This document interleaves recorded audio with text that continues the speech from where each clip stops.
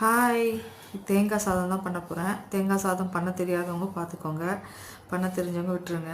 தேங்காய் எண்ணெயில் தான் பண்ணுறேன். தேங்காய் எண்ணெய், கடுகு, உளுத்தம்பருப்பு, கடலைப்பருப்பு, காஞ்ச மிளகாய் ஒன்று போட்டுட்டு நல்லா ஃப்ரை ஆகட்டும் சொல்லிட்டு இஞ்சி, பச்சை மிளகாய், கருவேப்பிலை, கொத்தமல்லி, கருவேப்பிலை போட்டுட்டு நல்லா ஃப்ரை பண்ணுங்கள்.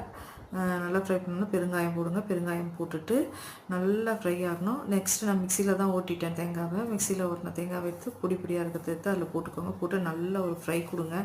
ஏன்னா தேங்காய் நல்லா ஃப்ரை ஆகணும், இல்லைனா சீக்கிரம் கெட்டுடும். நெக்ஸ்ட்டு சாதம் போட்டு நல்லா ஃப்ரை ஆனதுக்கப்புறம் சாதம் போட்டு அதில் நல்லா மிக்ஸ் பண்ணணுங்க.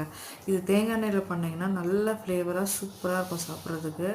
ட்ரை பண்ணி பாருங்கள். வெறும் எண்ணெயில் பண்ணுறதோட தேங்காய் எண்ணெயில் அவ்வளோ டேஸ்ட்டாக இருக்கும். கடைசியாக கொத்தமல்லி போட்டு ஆஃப் பண்ண வேண்டியது தான். சாப்பிட்றதுக்கு அவ்வளோ டேஸ்ட்டாக இருக்கும். கொஞ்சம் மைல்டாக இந்த காரம் சாப்பிட வேணாம்னு நினைக்கிறவங்க, இந்த வயிறு அல்சர் இந்த மாதிரி இருக்கிறவங்களுக்குலாம் இந்த மாதிரி தேங்காய் எண்ணெய், தேங்காய் சாதம் சாப்பிட்டா சூப்பராக இருக்கும். காரம் கம்மி பண்ணிவிட்டு லைட்டாக சாப்பிட்டு பாருங்கள். பிடிச்சிருந்தா லைக் பண்ணுங்கள், ஷேர் பண்ணுங்கள், சப்ஸ்கிரைப் பண்ணுங்கள். மெயினாக இந்த சேனலில் நான் கேட்குறது